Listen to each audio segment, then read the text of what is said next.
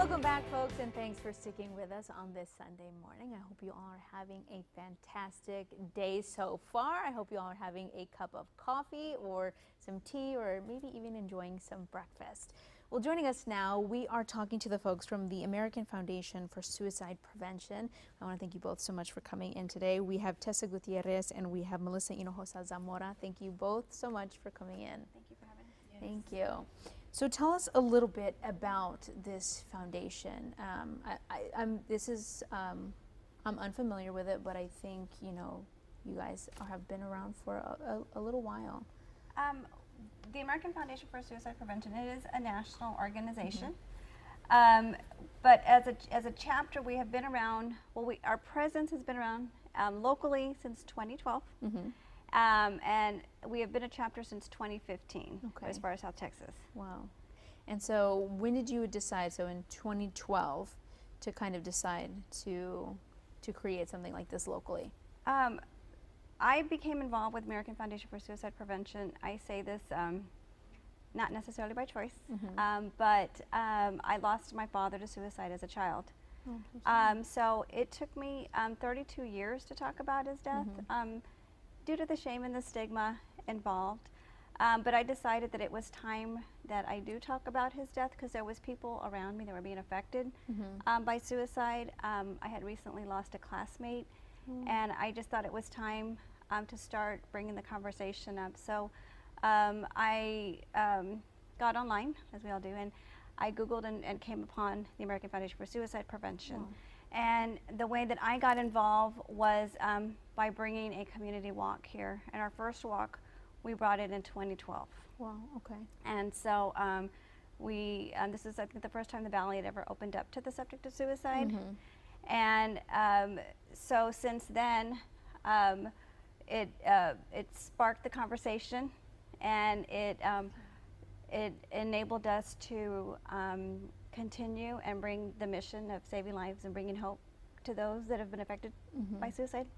And so we formed the chapter. Wow, and I think you touched on something so important, of course, the need to spark that conversation, because that is so important. A lot of the times, just in general, we may not know what other people have going on in their lives, or we may not know what they're going through, but it is important to kind of have that conversation.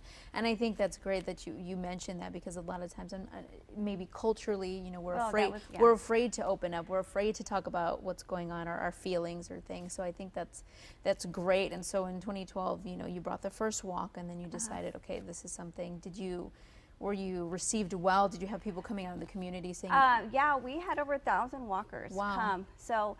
And when we were planning it, I remember saying, I think if we get 100 people, we'll be good, And it just, the phone calls kept coming, and the registration just kept going higher and higher, and then we had over 1,000 people. And so it just really, the Valley was ready to talk about it. And, when planning the walk, though, like you said, culture stuff, it's natural for us to say, well, can you send us, bilingual literature? And the foundation was just like, we don't have Spanish brochures, but we'll make some, you know.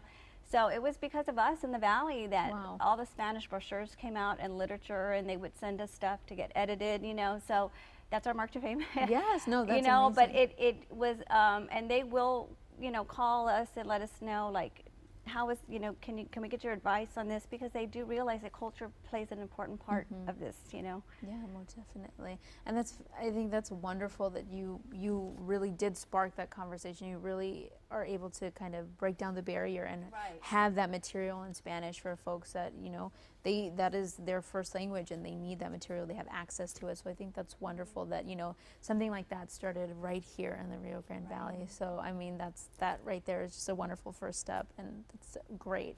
So with this foundation and with the chapter here in the Rio Grande Valley, what have you all done so far, or how do people can get involved since 2015? Or do you have members? Do you have volunteers for different things?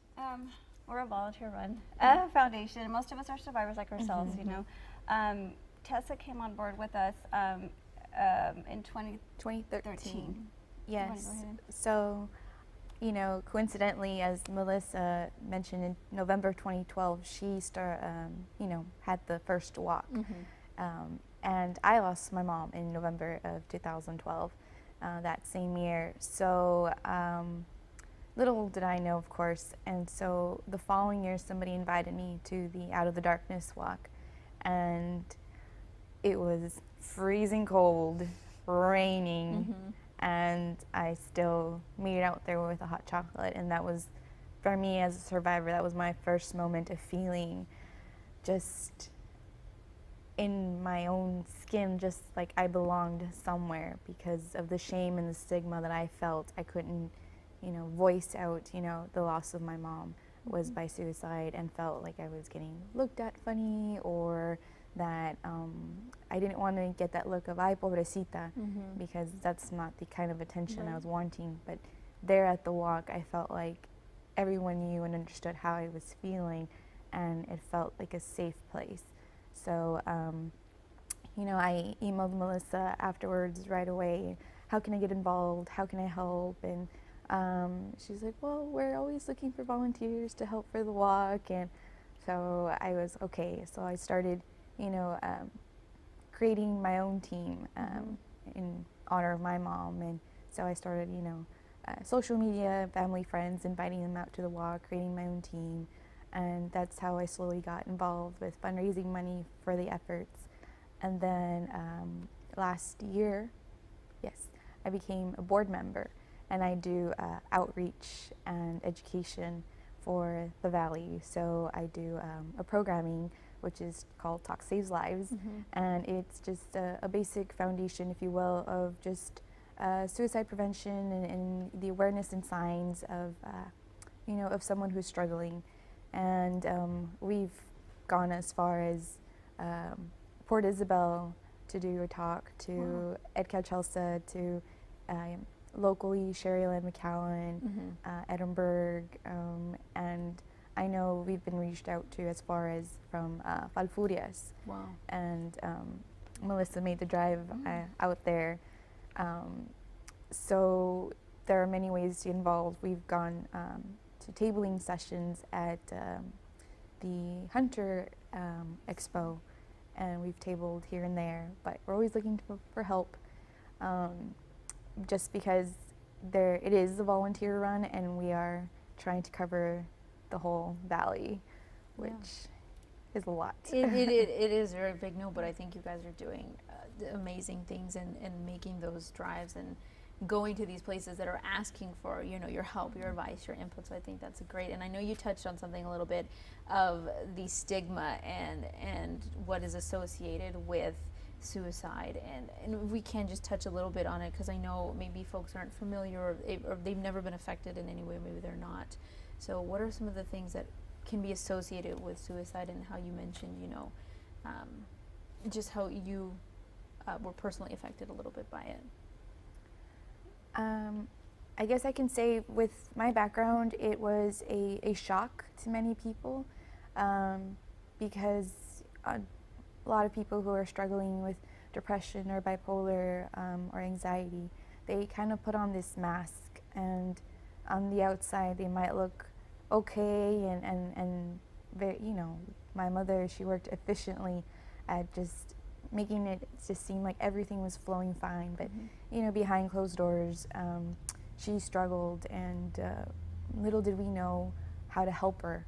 And I think when she did pass, it was kind of like a denial thing as to how she passed for me. And when I think I started voicing it, people just didn't understand, and they felt like, oh, well, that was selfish of her, and why would she do that? Like, didn't she have a reason to live for? Or where were her family? Where was her family? Was her support? And I think for me, hearing those comments, I felt a lot of guilt, because I was 22 when she passed, and I couldn't answer to those things because I did not know. But I think it was just, I wish I would have known how to help her. I wish I would have known about the hotline number that we now advocate for, and now it's a little bit more prevalent. I wish I would have known the signs that were very visible, but I didn't know how to respond to them. I think the notion or the comment of, oh, that was very selfish, that angered me, and because my mother was the least selfish person that I knew. She was always helping others before herself. And I think it's not that she just didn't know what other coping skills. Maybe she had tried different things, but they weren't working. So now, to my understanding, a good combination of just mental health therapy and appropriate medications, and us as her family knowing how what she was going through. I think those would have been very beneficial in that time. And I think it goes back to the education. Yeah, of course. I mean, like, every time I do a Talk Saves Lives program, I learn something new from it that you just don't see at that moment, and that's what the foundation does. It just empowers these survivors to understand, different aspects of what's going on, and it helps us with it's prevention.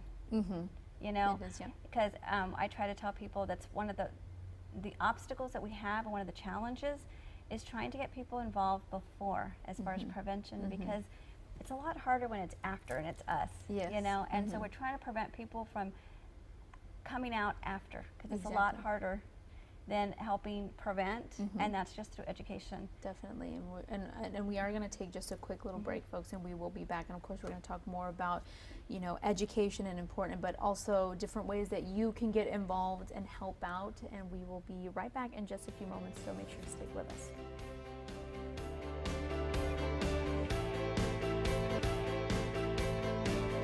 Welcome back, folks, and thanks for sticking with us on this Sunday morning. We are joined by Melissa and Tessa with the American Foundation for Suicide Prevention. Thank you both so much for sticking with us this morning, and of course you all at home. So we were talking a little bit about the foundation itself, and all the things that you guys have done, and really bringing attention and really starting that conversation to have with different families, maybe who have been affected or not affected, but really, opening their eyes and kind of starting that conversation. Now, with one of them, the first event that you did bring down here locally was this community walk. Now, this is upcoming. Again, we have that coming up in just a few weeks. 3 weeks. 3 weeks. Yes. Perfect. So tell us a little bit about the first one you brought in, why and how successful that one was. We brought down the first walk. The inaugural walk was in 2012. And we started it out with just 2 people just wanting to bring awareness. We had no budget, no anything. It was just two people wanting to do something, and we used social media as our source to market, and just word of mouth. And we had over 1,000 people, 1,072 to be exact, that showed up, and we raised over $31,000. Oh my goodness! And so I think that signaled that the Valley was ready to talk about it. And so we started to go ahead and plan for the next walk. And in the back of our head was always trying to do the chapter, because we wanted something more than once a year to give to the community. But what these community walks do, besides being our fundraiser, is they give the families a chance to connect with each other. We have honor beads that we give to families that signify their loss. If it's red, they've lost a spouse. If it's white, they've lost a child. Gold, I wear gold for the loss of my father. So it's really easy for the crowd to connect with each other by the color of their bead. You don't really have to ask, who did you lose? Most recently, the foundation embraced people who have lived experience, which means they've have attempted or are struggling. So. You're able to see those that are wearing green, meaning that they've struggled, and it's a kid-friendly event. We have kid-friendly activities. We have them write messages of hope to put on a fence, a memory fence, and we have a memory wall where families can bring pictures and decorate a butterfly so they can put on a memory wall. We have a bench that was donated to us by somebody in the city of Edinburg. Has given us a little area for us to have a tree that was donated to us, and so the families are able to have some memory stones that they write little messages to the loved ones, and they lay them down, and it just signifies the burden that a lot of our family members were carrying with them, of course, with depression and their illnesses. And there's a DJ. It's a good mix of I think that a lot of us have already or are going through the grieving process where we need something more uplifting to celebrate our loved ones' lives, and remember them and how they lived, and not, you know, be judged by how they died. And exactly. And a lot like this fundraiser, it is a major fundraiser, and it is a free walk. Okay. We encourage donations, but it is a free walk. The donation dollars are used to bring other events such as our Survivor Day. Right. So the Saturday before Thanksgiving, traditionally we have an international Survivor Day for those who have lost a loved one to suicide. So family and friends are welcome to register. I am excited that this year we're bringing down Spanish programming. Oh, that's great. And this is the third Survivor Day event, and we are hosting it with UTRGV because they have a grant for suicide prevention through their medical school. So I was happy that they're also on board with helping us. So we're going to do it at the ballroom this year. And yes, so we will have basically programming where once they come in, they register, there's light breakfast, and we show a short clip on also a survivor that National sends out, and everybody all across the U.S. watches it. And so then we get to talk a little bit about it, and then there's breakout sessions by loss, and I think that's where people really are able to connect and heal, importantly, and 'cause that's what this event is about. It's about healing. And we have programming for teens. So ideally, you know, if they are 14 and up, we have a program set up just for them, apart from the adults, but their caregiver has to attend as well and be there. And then there's lunch, and it's So nice. it's really just a day full of education.